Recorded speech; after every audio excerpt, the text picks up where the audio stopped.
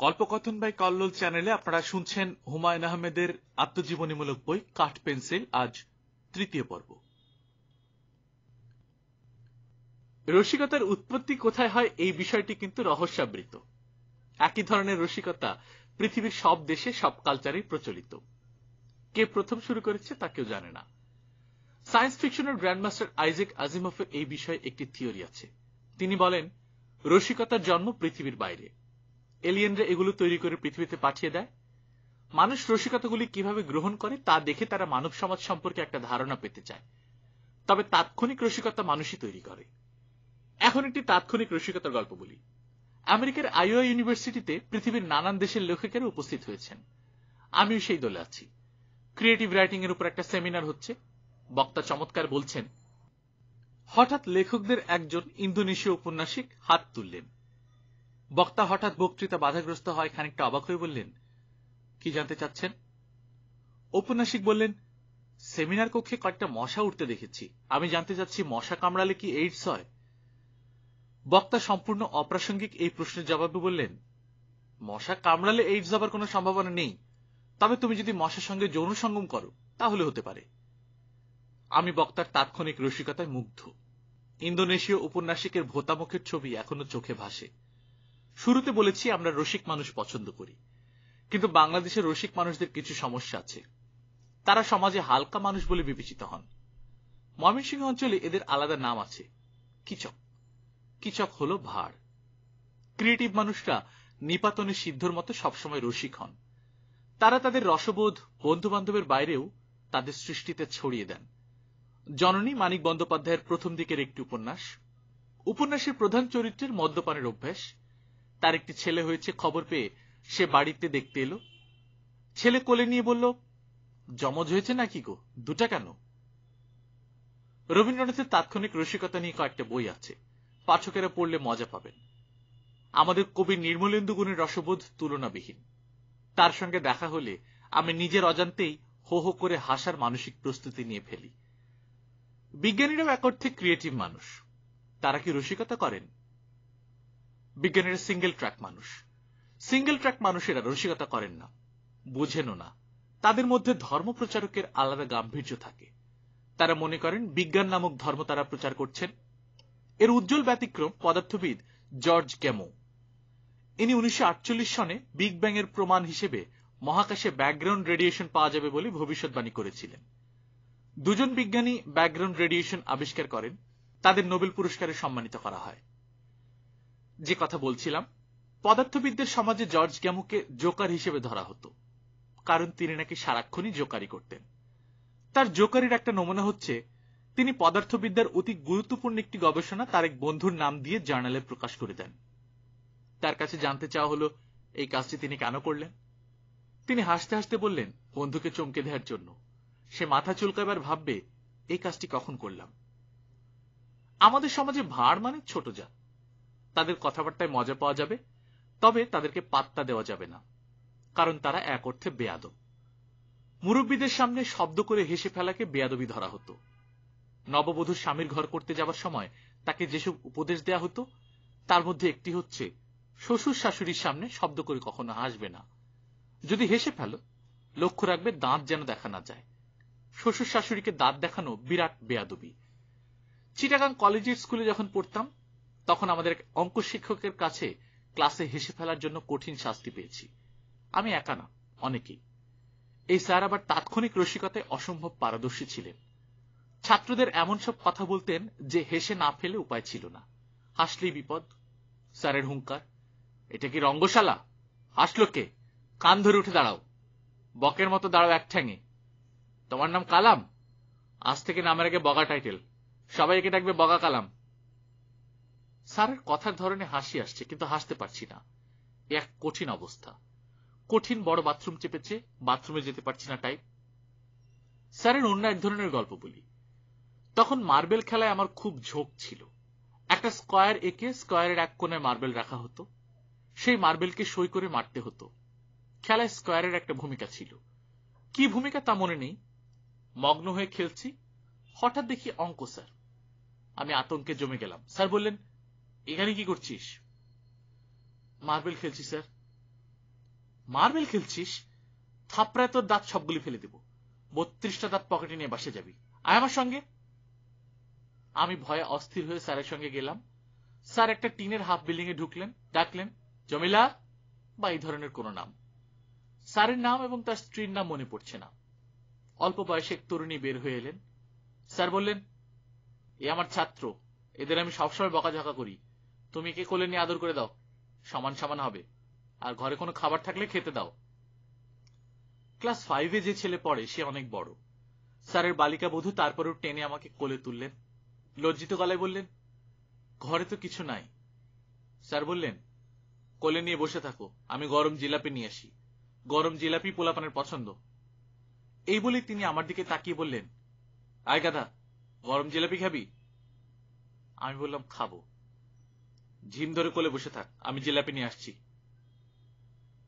পৃথিবীতে অনেক প্রাণী এক্সটিংক্ট হয়ে যাচ্ছে, তাদের রক্ষার চেষ্টা করা হচ্ছে। আমার শৈশবে যেসব শিক্ষক পেয়েছি তারাও এক্সটিংক্ট হয়ে যাচ্ছে, তাদের রক্ষার কোনো চেষ্টা নেই। বোথাম সাহেবের বই। আমি যখন 5-6-এ পড়ি তখন বাজারে প্রথম কোকা কোলা ফান্টা আসে শুরু হলো। তারপর এলো 7 আপ। এর আগে সোডা ওয়াটার পাওয়া যেত।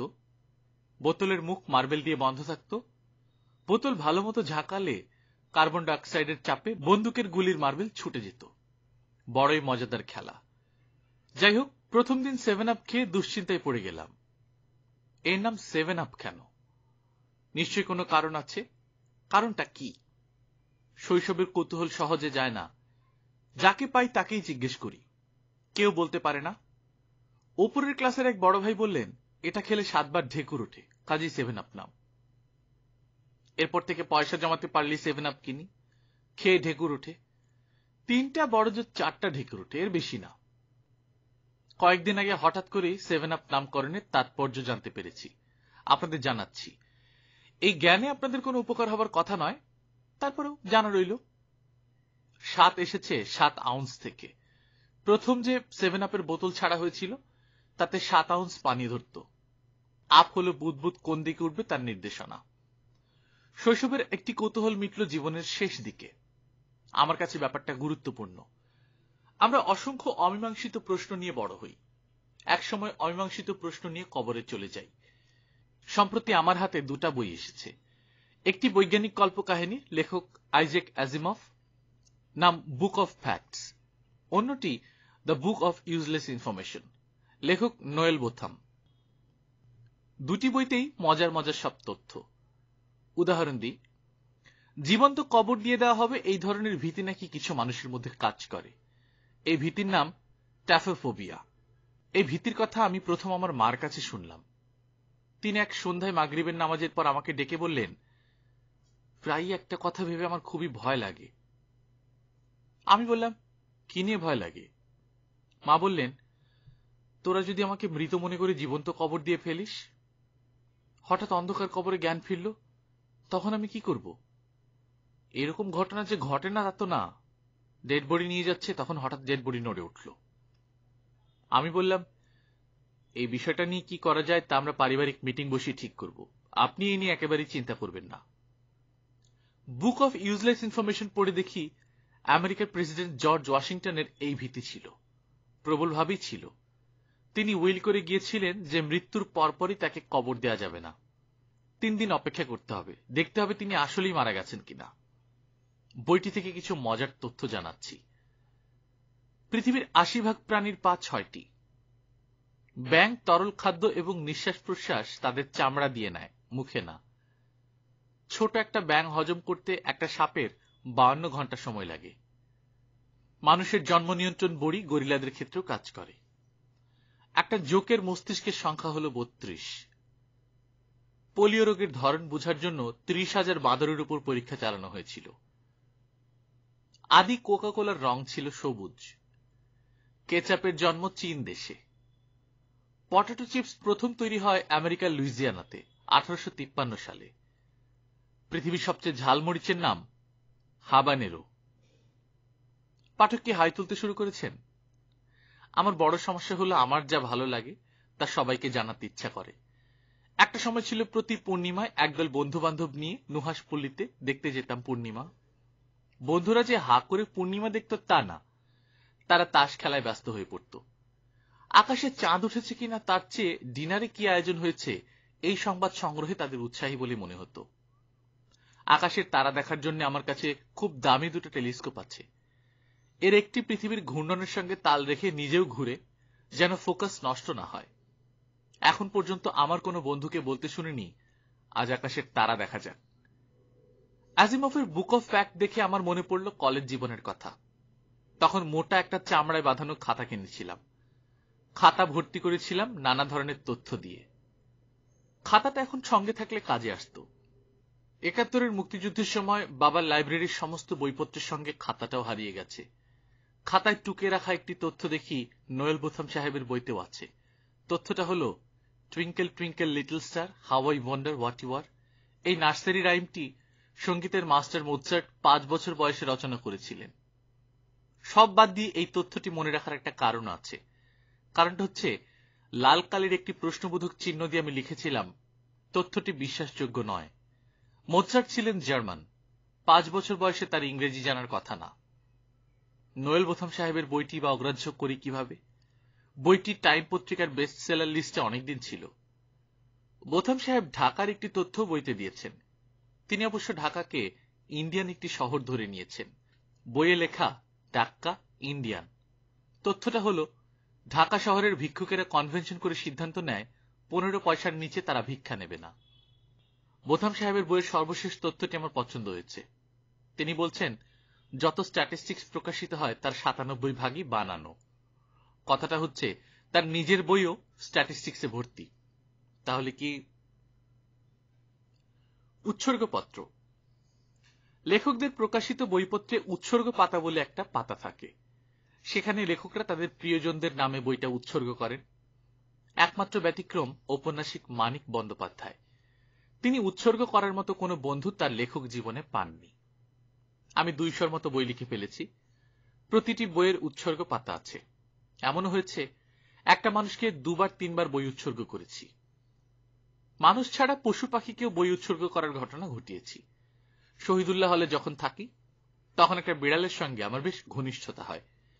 বিড়ালটা শহীদুল্লাহ হলের একজন হাউস টিউটর সাহেবের কন্যার। তার নাম এখন মনে করতে পারছি না।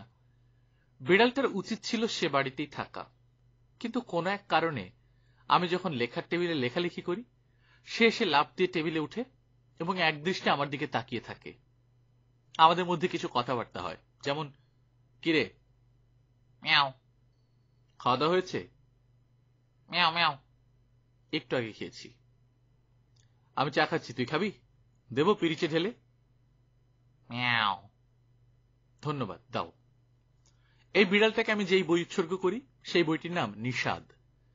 বিড়াল ছাড়াও ২-৩টা বই ভূত প্রেতকে উৎসর্গ করেছি। ওরা সেই সব পড়েছে কিনা জানি না। তাহলে ঘটনা এই দাঁড়ালো যে বই উৎসর্গ করার ব্যাপারে আমার কোনো বাছবিচার নেই। ঘটনা কিন্তু সত্যি না, বাছবিচার অবশ্যই আছে। আমি ক্ষমতার ধারে কাছে বাস করেন এমন কাউকে বই উৎসর্গ করি না। সারা জীবনই ক্ষমতার থেকে দূরে থাকতে চেয়েছি। ঢাকা ক্লাবের প্রেসিডেন্ট কি ক্ষমতাধর কেউ? অবশ্যই। বাংলাদেশের ক্ষমতাবানদের আসর হল ঢাকা ক্লাব। এই আসরে আমার মতো অভাজনের থাকার কথা না। ৭ থেকে ৮ বছর আগে ঢাকা ক্লাব থেকে আমাকে জানানো হলো তারা আমাকে সম্মানিত সদস্য করেছেন। ঢাকা ক্লাবের যে প্রেসিডেন্ট এই কাজটি করেছেন তার সঙ্গে আমার কখনো দেখা হয়নি। আমি ক্লাব টাইপ মানুষ না, ক্লাবে যাই না বললেই চলে। ক্লাবের বর্তমান প্রেসিডেন্টকে আমি চিনি। আমার বই উৎসর্গ নীতিমালায় তাকে বই উৎসর্গ করা যায় না। তিনি ক্ষমতাবানদের একজন। তারপরেও কেন তাকে বই উৎসর্গ করা হলো? কারণ তার পক্ষী প্রেম। আমি তাকে তার নাম ধরে ডাকি না, আমি ডাকি পক্ষী বন্ধু নামে। তাকে উৎসর্গ করা বইটার নাম উঠোন পেরিয়ে দুপা। উৎসর্গ পাতায় লেখা, পক্ষী বন্ধু সাদাত সেলিম, আপনি পাখিদের ভালোবাসেন, পাখিরা কি আপনাকে ভালোবাসে? তিনি আমাকে জানিয়েছেন যে পাখিরাও তাকে ভালোবাসে। আমি তার কথা বিশ্বাস করেছি। ঢাকা ক্লাবে যতবারই যাই তিনি কিছু সময় আমার সঙ্গে কাটান। দুজনের মধ্যে কথা হয় পাখি বিষয়ে। এই বিষয়ে তার জ্ঞান দেখে মুগ্ধ হই। একদিন তাকে বললাম, আচ্ছা ভাই, মানুষ যেমন পাগল হয়ে যায়, পক্ষী সমাজে কি এমন ঘটনা ঘটে, যেমন একটা পাখি হঠাৎ পাগল হয়ে গেল? আমাদের নুহাশপল্লীতে এরকম একটা পাগল পাখি আছে। তিনি বললেন, কি পাখি? একটা কোকিল। কি পাগলামি করে? তার বসন্তকালে ডাকার কথা, কিন্তু সে সারা বছরই ডাকে। সেলিম সাহেব বললেন, এরকম তো হওয়ার কথা না। কোকিল হিমালয়ের পাখি, গরমের সময় সে হিমালয়ে চলে যাবে। তিনি কোকিল সম্পর্কে বিস্তারিত বলা শুরু করলেন। দুজন মুগ্ধ শ্রোতা, একজন আমি, অন্যজন আমার স্ত্রী শাওন। সাইকোলজিস্টরা মানুষের মানসিকতা বোঝার জন্য একটা পরীক্ষা করেন।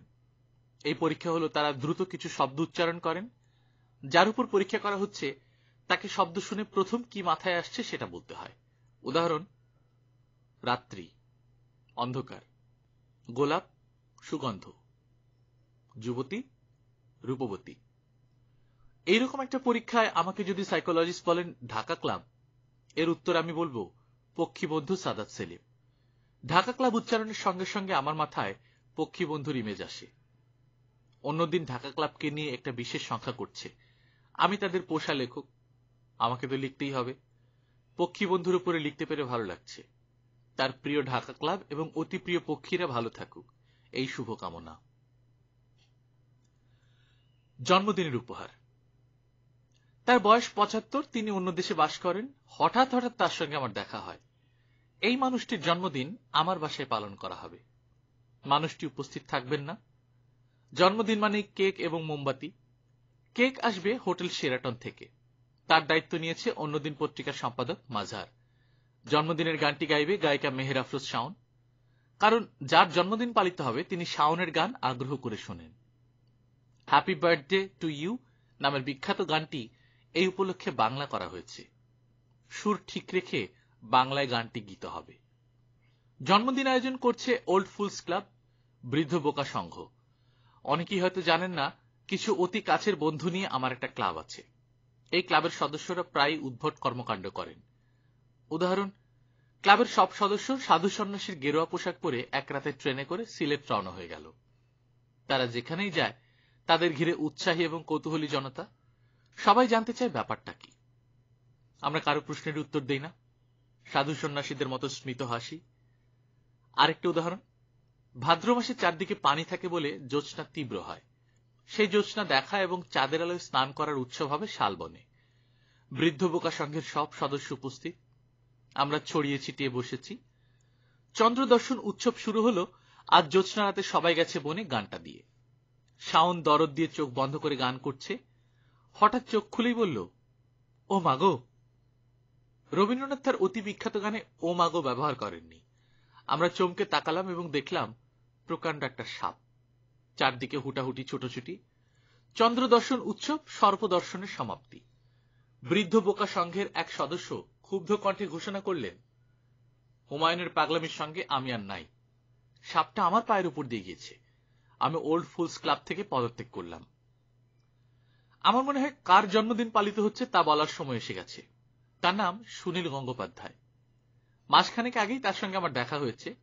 স্যান হোজের হোটেল হিলটনের সামনে একটা বেঞ্চ পাতা। তিনি সেখানে একাকী বসে সিগারেট টানছেন। তিনি গেছেন বঙ্গ সম্মেলনে যোগ দিতে, আমিও গিয়েছি। অনেকদিন পর দেখা হলে কিছু সামাজিক কথাবার্তার ভেতর দিয়ে যেতে হয়, যেমন কেমন আছেন, কবে এসেছেন, শরীর কেমন, বৌদি কেমন ইত্যাদি। সুনীল সেই দিকে গেলেন না। রোজই আমাদের দেখা হচ্ছে এই ভঙ্গিতে বললেন, কাল রাতে কি করেছি শোনো। হোটেলের জানলা খুলে মুখ বের করে সিগারেট খেয়ে ফেলেছি। এরা আবার হোটেলের রুমে নোটিশ টানিয়েছে, রুমে সিগারেটের গন্ধ পাওয়া গেলে $200 জরিমানা। তোমার বৌদি চিন্তায় আছে। আমার অতি প্রিয় এবং পছন্দের মানুষটিকে নিয়ে কিছু গল্প করি। গল্পগুলি হচ্ছে তার জন্য আমার দিক থেকে জন্মদিনের উপহার। গল্প 1। আমার বড় মেয়ে নৌভার বিয়ে। তখন আমি পরিবার থেকে বিচ্ছিন্ন হয়ে একা বাস করি দক্ষিণ হাওয়ার একটা ফ্ল্যাটে। খুব ইচ্ছা মেয়ের বিয়েতে পুরোপুরি যুক্ত হবার, তা পারছি না। আমি ঠিক করলাম এমন একটা উপহার তাকে দেব যে উপহার কোনো মেয়েকে তার বাবা দেননি। যেন আমার মেয়ে তার সন্তানদের এই উপহারের কথা আগ্রহ করে বলে। আমার বড় মেয়ের অতি পছন্দের লেখকের নাম সুনীল গঙ্গোপাধ্যায়। বিয়ের আসরে তাকে কি উপস্থিত করা যায়? আমি তাকে দেখিয়ে নোভাকে বলতে পারি, বাবা, তোমার বিয়েতে এই আমার উপহার। বাংলা সাহিত্যের একজন গ্র্যান্ডমাস্টারের বিয়ের আসরে উপস্থিতি, তার আশীর্বাদ। সুনীল গঙ্গোপাধ্যায়কে ঘটনাটা জানানো হলো। তিনি সব কাজ ফেলে স্ত্রীকে নিয়ে ঢাকা এসে বিয়ের অনুষ্ঠানে যোগ দিলেন। আমার হতভম্ব মেয়ে চোখে রাজ্যের বিস্ময় এবং আনন্দ নিয়ে লেখকের পা স্পর্শ করল। এই পবিত্র দৃশ্য আমৃত্যু আমার মনে থাকবে। গল্প 2। কলকাতার একটি সাহিত্য অনুষ্ঠান। আয়োজক সেখানকার বাংলাদেশ মিশন। অনুষ্ঠানের সভাপতি সুনীল গঙ্গোপাধ্যায়।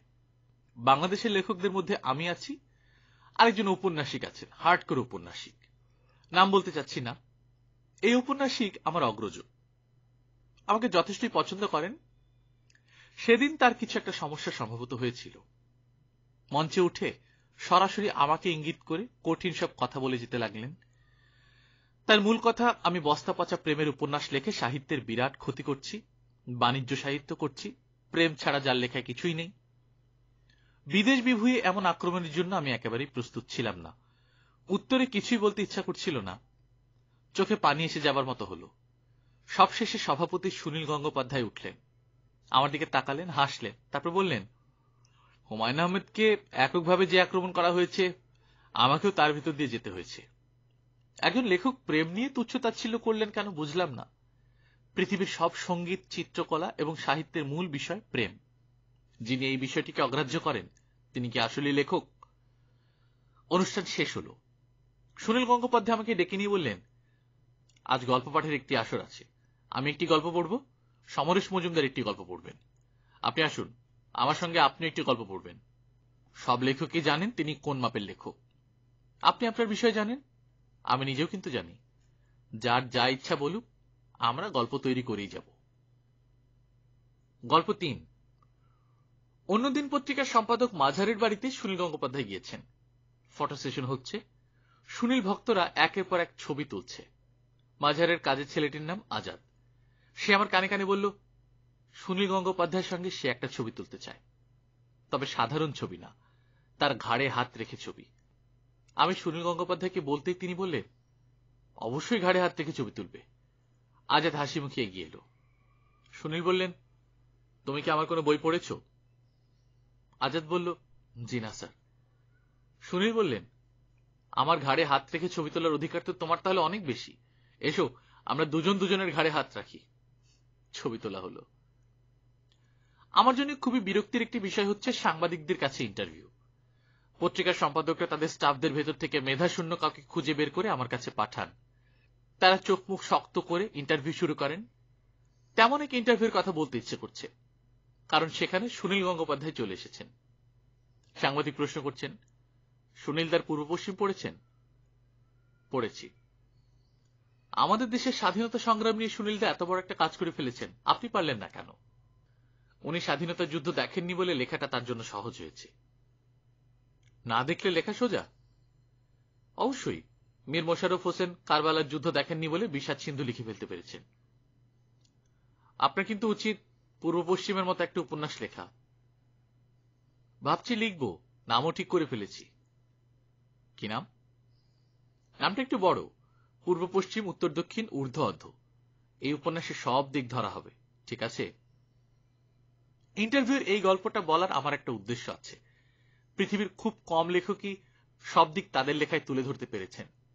সুনীল গঙ্গোপাধ্যায় নিজের অজান্তেই তা পেরেছেন। এই ধরনের লেখকদের শুধু জন্মদিন থাকে, তাদের মৃত্যু হয় না বলে তাদের মৃত্যুদিন বলে কিছু থাকে না। সুনীল গঙ্গোপাধ্যায়, শুভ জন্মদিন। লেখক বন্ধ। আমরা যাকে বলি হরতাল, কলকাতায় তাকে বলে বন্ধ। কলকাতা বন্ধ মানে সে শহর অচল, কাজকর্ম বন্ধ।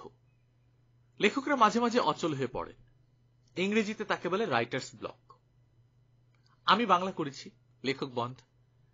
রাইটার্স ব্লক নিয়ে অদ্ভুত অদ্ভুত গল্প প্রচলিত আছে। এডগার অ্যালান পো নাকি রাইটার্স ব্লক হলে পকেটে পিস্তল নিয়ে বের হয়ে পড়তেন, কাউকে খুন করলে ব্লক কাটবে এই আশায়। তার নামে খুনের অভিযোগ অবশ্য আছে, কে জানে রাইটার্স ব্লক কাটানোর জন্য এই খুন করা হয়েছে কিনা। বিভূতিভূষণ রাইটার্স ব্লক হলে বনে জঙ্গলে হাঁটতেন, এতে বাংলা সাহিত্যের লাভই হয়েছে। বনভূমি নিয়ে অপূর্ব লেখা আমরা পেয়েছি। বাতাবি লেবুর ফুল নয়, ঘেটু ফুল নয়, আম্রমুকুল নয়, কামিনী ফুল নয়, কি এক নামগোত্রহীন রূপহীন নগণ্য জঙ্গলি গাটাগাছের ফুল। আমার কাছে কিন্তু তাহাই কানন ভরা বনভরা কুসুমরাজির প্রতীক হইয়া দেখা দিল। আরণ্যক। ঔপন্যাসিক সুনীল গঙ্গোপাধ্যায়কে জিজ্ঞেস করেছিলাম তার কখনো রাইটার্স ব্লক হয়েছে কিনা। তিনি সিগারেটে লম্বা টান দিয়ে বলেছেন, রাইটার্স ব্লক হওয়ার সময় কোথায়, সময় পেলে না হবে, লিখে কুল পাচ্ছি না। এই বিষয়ে রবীন্দ্রনাথ ঠাকুরের মতামত জানতে পারলে ভালো হতো। আমি কোনো লেখায় কিছু পড়িনি।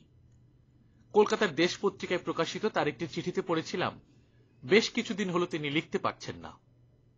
সেই না পারাটা শারীরিক কোনো অসুস্থতার কারণ কিনা তা এখন আর মনে পড়ছে না।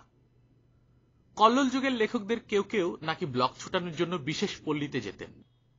সেই পল্লীতে তারা ব্লক ছাড়াও যেতেন বলেই ব্লক কাটানোর উপায় বিশেষ পল্লী হতে পারে না। রাইটার্স ব্লক ব্যাপারটা সম্পর্কে একটু ব্যাখ্যা করে বলি। এটা এক ধরনের অসুখ। সাধারণ পর্যায়ে অসুখের লক্ষণ হচ্ছে লিখতে ইচ্ছা না হওয়া। মাথায় গল্প আছে, কিন্তু লিখতে ইচ্ছা করছে না। সাধারণ এই অসুখ সর্দি জ্বরের মতো কোন রকম চিকিৎসা ছাড়াই আরাম হয়। এই অসুখ 7 দিনের মধ্যেই ছাড়ে। এখন বলি জটিল ধরনের রাইটার্স ব্লকের কথা। এই রোগে রোগী অর্থাৎ লেখক মারাও যান। নোবেল পুরস্কার পাওয়া জাপানি ঔপন্যাসিক কাওয়াবাতা আত্মহত্যা করে মারা গিয়েছিলেন। আত্মহত্যার কারণ হিসেবে অনেকেই লিখতে না পারার কষ্টের কথা বলেছেন। যে কষ্ট সহ্য করার ক্ষমতা তার ছিল না। আর্নেস্ট হেমিংওয়ে বিষয়েও একই কথা। যদিও তার পরিবার থেকে বলা হয়েছে বন্দুকের নল পরিষ্কার করতে গিয়ে দুর্ঘটনায় মৃত্যু, অনেকেই বলেন হঠাৎ লেখা বন্ধ হবার কষ্টে আত্মহনন। রোগের কঠিন আক্রমণে লেখক দিশাহারা হয়ে যান। কি করবেন বুঝতে পারেন না। ঘন্টার পর ঘন্টা লেখার টেবিলে বসে থাকেন। একটি শব্দ তার কলম দিয়ে বের হয় না। তার নিজের উপর প্রচন্ড রাগ হয়। সেই রাগ তিনি পরিবারের সদস্যদের প্রতি ছড়িয়ে দেন। এক পর্যায়ে শারীরিকভাবে তিনি অসুস্থ হয়ে পড়েন। বেঁচে থাকাটা তার কাছে অর্থহীন মনে হতে থাকে। বহুকাল আগে আমি আমেরিকার আইওয়া বিশ্ববিদ্যালয়ের ক্রিয়েটিভ রাইটিং বিভাগে গিয়েছিলাম আমন্ত্রিত লেখক হিসেবে। সেখানে পৃথিবীর নানান দেশের লেখক এসেছিলেন। গল্প, কবিতা পাঠ, সেমিনার এসব ছিল প্রোগ্রাম। মোটামুটি হাস্যকর অবস্থা। এক কবিতা পাঠের আসরে 2 কবির মধ্যে মারামারি পর্যন্ত লেগে গেল। কবিরা যে বক্সিং এ ওস্তাদ হন তা জানতাম না। একটি সেমিনার ছিল রাইটার্স ব্লকের উপর। লেখকরা বলেছেন নিজ নিজ অভিজ্ঞতার কথা। রাইটার্স ব্লক হলে তারা কি করে এর হাত থেকে মুক্ত করেন নিজেকে, এইসব। একজন বললেন তিনি কোন দেশের লেখক, কি নাম তা এখন আর মনে করতে পারছি না। আমি তখন আপেল খাই, সবুজ আপেল। এতে আমার রাইটার্স ব্লক কাটে। আমি নিশ্চিত এটা তার ফাজলামি। তার কোনোদিনই রাইটার্স ব্লক হয়নি। এই অসুখ গৌণ লেখকের হয় না। আরেকজন বললেন আমি চলে যাই সমুদ্রের কাছে। সমুদ্রের ঢেউ কিভাবে আছড়ে পড়ে তা দেখি। ধারাবাহিকভাবে ঢেউ দেখতে দেখতে লেখায় ধারাবাহিকতা ফিরে আসে। আমি সেমিনারের শেষে আলাপ করে জেনেছি এই লেখক থাকেনি সমুদ্রের পাড়ের এক বাংলো বাড়িতে।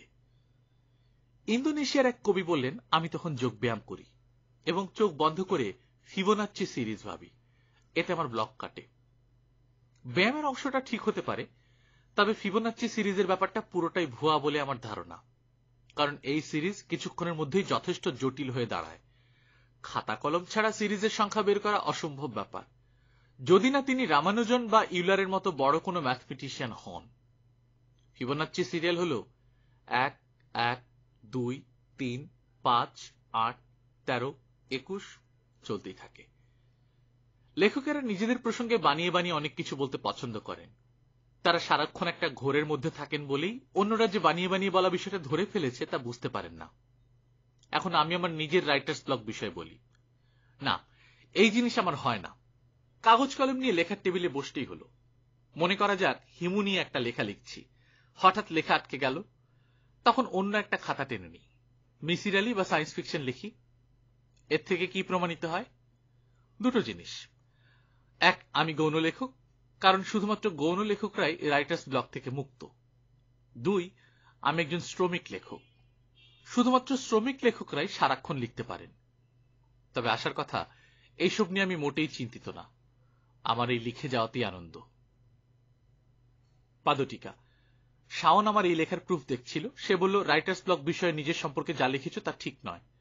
আমার পরিষ্কার মনে আছে লীলাবতী উপন্যাস লেখার সময় হঠাৎ লেখা বন্ধ হয়ে গেল। রাতে ঘুমাতে পারো না, সারা রাত টিভি দেখো, হাঁটাহাঁটি করো, খাওয়া প্রায় বন্ধ হবার জোগাড়। তোমার ব্লক 20 দিনের মতো ছিল। শাওনের কথায় যথেষ্ট আহ্লাদ বোধ করলাম। রাইটার্স ব্লক যেহেতু হচ্ছে, তার মানে মনে হয় আমি গৌণ লেখক না। বেঁচে থাকুক রাইটার্স ব্লক। উন্মাদ কথা। সন্তানদের নাম সাধারণত বাবা মা কিংবা অন্য গুরুজনরা রাখেন। আমার সর্বকনিষ্ঠ ভাই আহসান হাবিবের নাম আমার রাখা। বাবা তার কনিষ্ঠ পুত্রের জন্য নাম খুঁজছিলেন।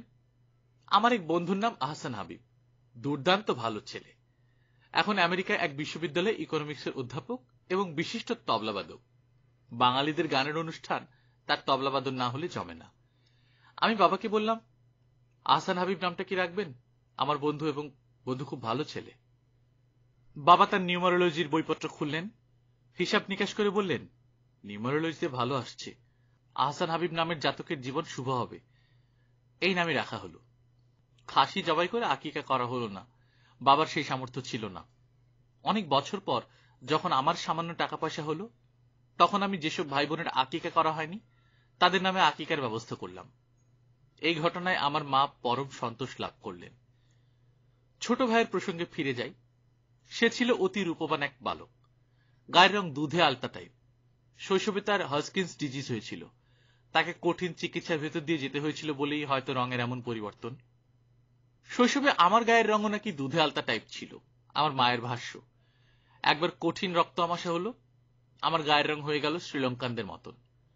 ছোটবেলায় আমার গায়ের রং কি ছিল আমার তা মনে নেই, তবে আমার মা যে কালো ছিলেন সেটা মনে আছে। মার কাছে শুনেছি বাবা একটা কালো মেয়ে বিয়ে করে এনেছেন, এই নিয়ে দাদার বাড়িতে অনেক মন্তব্য করা হয়েছে। মাকে আড়ালে চোখের পানি ফেলতে হয়েছে। সেই কালো মহিলাকে এখন দেখলে চমকাতে হয়। ধবধবে সাদা রং। এই মহিলা নিজের দুই পুত্রকে কালো বানিয়ে নিজে কিভাবে গৌরবর্ণ ধারণ করলেন কে জানে। জগৎ রহস্যময়। রং প্রসঙ্গ আপাতত থাকুক, আহসান হাবিব প্রসঙ্গে আসি। সে ছিল বাবার অতি প্রিয় পুত্র, দুটি কারণে প্রিয়। এক মজার মজার গল্প বলতো। তার গল্প শুনে বাবা হো হো করে হাসতেন। বেচারাকে একই গল্প প্রতিদিন ৩-৪ বার করে শোনাতে হতো। দুই, তার গলায় সুর ছিল। যে কোনো গান একবার শুনলেই নির্ভুল সুরে গাইতে পারত। আহসান হাবিব তার প্রথম গুণটি নিয়ে এখন জীবন চালিয়ে যাচ্ছে। উন্মাদ পত্রিকা, রম্যলেখা, জোকসের বই, প্রতি বইমেলায় তার জোকসের বই বের করা রেয়াজে দাঁড়িয়ে গেছে। তার দ্বিতীয় গুণটি বিকশিত হয়নি। সে কাউকে গান গেয়ে শুনিয়েছে এমন শোনা যায়নি। গান গাওয়ার প্রতিভা বিকশিত হলে এখন হয়তো তার কয়েকটি গানের ক্যাসেট থাকত। উন্মাদের বিশেষ সংখ্যার সঙ্গে একটা শ্যাম্পুর মিনি প্যাক, কফির মিনি প্যাক এবং আহসান হাবিবের গানের সিডি ফ্রি দেওয়া হতো। সে মোটামুটি রেজাল্ট করে ঢাকা বিশ্ববিদ্যালয় থেকে জিওগ্রাফিতে এমএসসি করল এবং প্রায় সঙ্গে সঙ্গে গ্রামীণ ব্যাংকে ভালো চাকরি পেল। চাকরি ঢাকার বাইরে। 7 দিনের মাথায় চাকরি ছেড়ে দিয়ে ঢাকায় উপস্থিত। মাকে বলল, সকালবেলা নাস্তার সমস্যা, এই জন্য চাকরিতে রিজাইন দিয়ে চলে এসেছি। মার কাছে মনে হলো চাকরি ছাড়ার কারণ ঠিকই আছে। যেখানে খাওয়া দাওয়ার সমস্যা সেখানে চাকরি করার দরকার কি? তিনি ছেলেকে কাছে পেয়ে বরং খুশি হলেন। নাস্তার সমস্যায় এমন একটা ভালো চাকরি ছাড়ার যুক্তি আমার কাছে কখনোই গ্রহণযোগ্য মনে হয়নি। আমার ধারণা ঢাকায় সে বন্ধু বান্ধব ফেলে গেছে, তাদের টানি চাকরি ছেড়ে চলে এসেছে। তার কাছে বন্ধু বান্ধব অতি গুরুত্বপূর্ণ। আমি তাকে ডেকে কিছু উপদেশ দেব তাও সম্ভব না, কারণ উপদেশ দেবার ব্যাপারটা আমাদের পরিবারে নেই। আমরা উপদেশ দেই না, কারো উপদেশ শুনিও না। অবশ্য তাকে উপদেশ দেওয়ার যোগ্যতা আমার ছিল না। সে বড় হয়েছে একা একা। আমি তখন সংসার নামক ঠেলাগাড়ি ঠেলতে ব্যস্ত। বিশ্ববিদ্যালয়ের লেকচারারের সামান্য কিছু টাকা সম্বল, বিরাট সংসার। আমরা 6 ভাই বোন, মা। আমার ছোট মামাও আমাদের সঙ্গে থেকে পড়াশোনা করেন। কোনো দিকে তাকানোর অবস্থা নেই। আহসান হাবিব স্কুলে ভর্তি হবে, কে তাকে নিয়ে যাবে? বেচারা নিজে নিজেই খুঁজে একটা স্কুল বের করল, মার কাছ থেকে টাকা নিয়ে ভর্তি হয়ে গেল। স্কুলের হেডমাস্টার সাহেব বললেন, বাবা তোমার গার্জিয়ান কোথায়? সে হাসি মুখে বলল, স্যার আমি আমার গার্জিয়ান। কখন সে পাশ করলো, কখন কলেজে গেল, কলেজ শেষ করে ইউনিভার্সিটিতে গেল, কিছুই তো জানি না। তাকে কি করে আমি বলি তোমার ভালো চাকরি মন দিয়ে করা দরকার? সে তার উন্মাদ পত্রিকা নিয়ে আছে, ভালো আছে বলেই আমার ধারণা, আর ভালো না থাকলেই বা কি। আহসান হাবিবকে নিয়ে কাঠ পেন্সিলে লেখার একটা আলাদা কারণ আছে। কারণটা শুনলে পাঠক বিস্মিত হবেন বলেই এই লেখা। আহসান হাবিব শব্দের রং দেখতে পায়।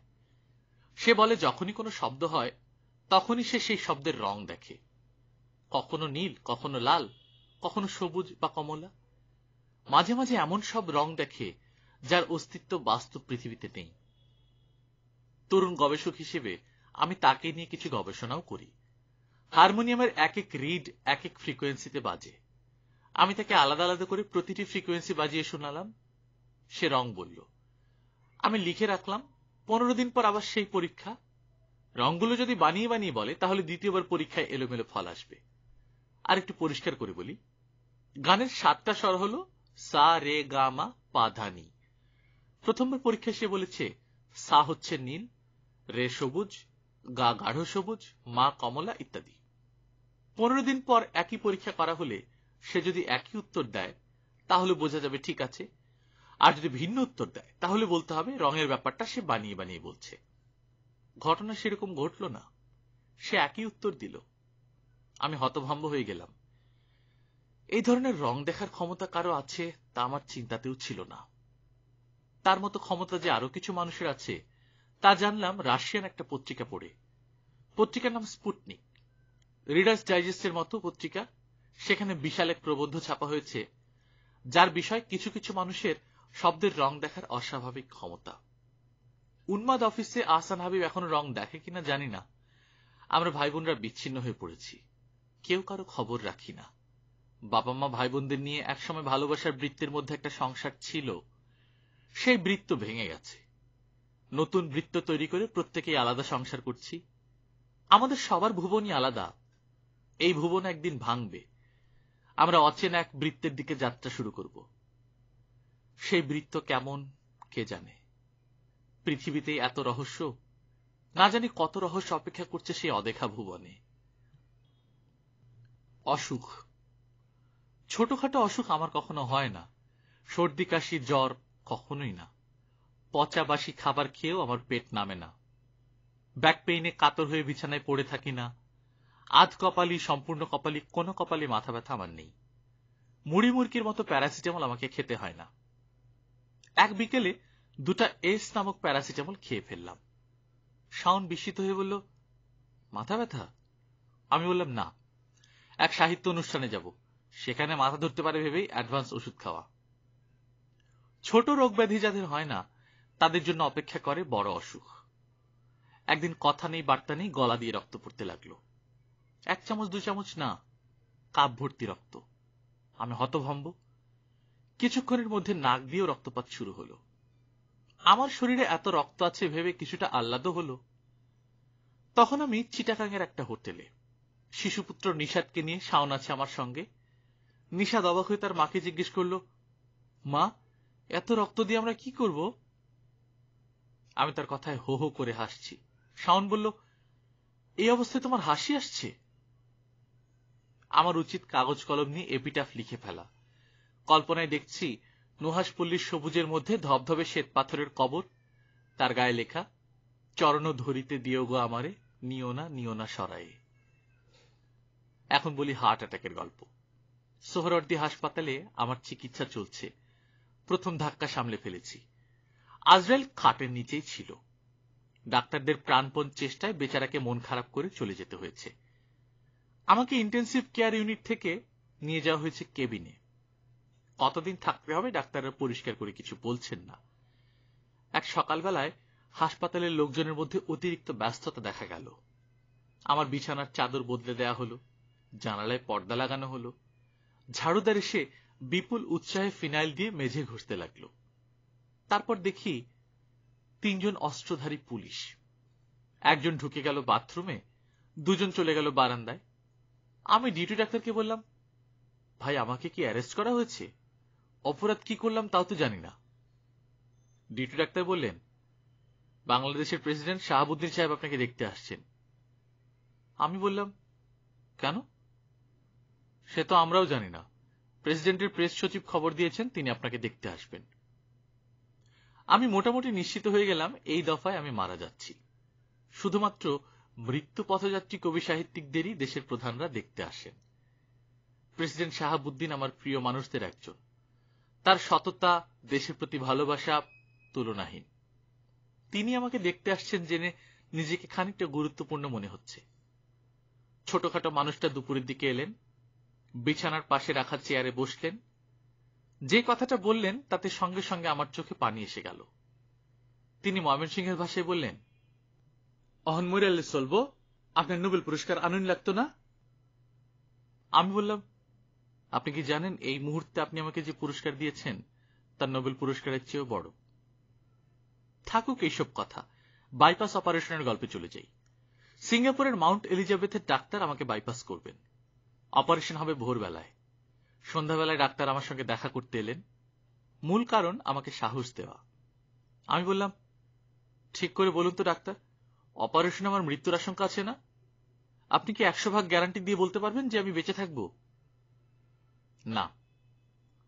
মৃত্যুর আশঙ্কা কত ভাগ? 5%। তাহলে আজ রাত 12টা পর্যন্ত আমাকে ছুটি দিন। রাত 12টা পর্যন্ত আমি আনন্দ করব, এক গ্লাস ওয়াইন খাবো, সিগারেট খাবো, মনের আনন্দ নিয়ে সিঙ্গাপুরের আকাশে পূর্ণিমার চাঁদ দেখব। 12টা বাজার আগেই ফিরে আসব। ডাক্তার বললেন, কাল ভোরবেলায় আপনার অপারেশন, মেডিকেশন শুরু হয়ে গেছে, এখন এসব কি বলছেন? আমি বললাম, অপারেশনের পর তো মারাও যেতে পারি। আপনি কি করেন জানতে পারি? আমি একজন লেখক, গল্প বানাই। একজন লেখকের পক্ষে এমন উদ্ভট প্রস্তাব দেওয়া সম্ভব? আচ্ছা দেখি আমি কিছু করতে পারি কিনা। হাসপাতাল অথরিটিকে রাজি করানো কঠিন হবে। আশ্চর্যের ব্যাপার হলো, বিশেষ ব্যবস্থায় আমাকে রাত 12টা পর্যন্ত ছুটি দেওয়া হলো। মাউন্ট এলিজাবেথ হাসপাতালের আমি নাকি প্রথম বাইপাস পেশেন্ট যাকে এই সুবিধা দেওয়া হয়েছে। অপারেশন টেবিলে আমাকে নিয়ে যাওয়া হচ্ছে। দুজন নার্স চাকা লাগানো বিছানা ঠেলতে ঠেলতে নিচ্ছে। নিজেদের মধ্যে কথাবার্তা বলছে।